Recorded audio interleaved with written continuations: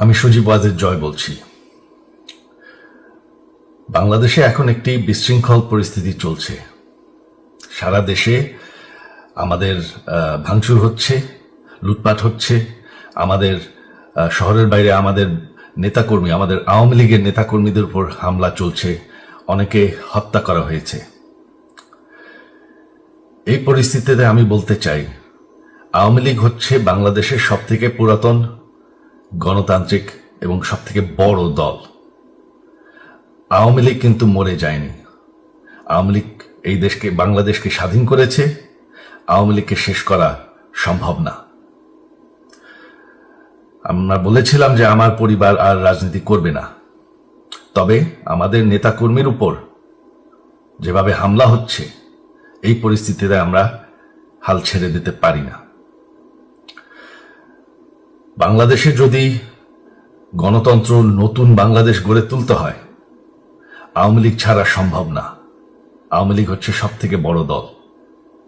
আওয়ামী লীগ কোথাও যাবে না, আওয়ামী লীগ শেষ হয়ে যাবে না, আওয়ামী লীগকে শেষ করা সম্ভব না।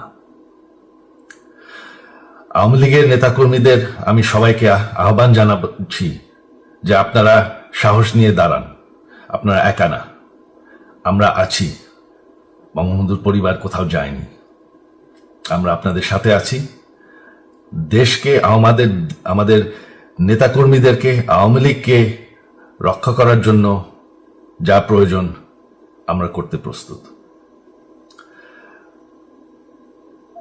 এই যে আমাদের বর্তমান যারাই আছে ক্ষমতায়, তাদেরকে আমি বলবো যে আমরাও একটি গণতান্ত্রিক, শৃঙ্খল, নিরাপদ বাংলাদেশ চাই, জঙ্গিবাদ মুক্ত।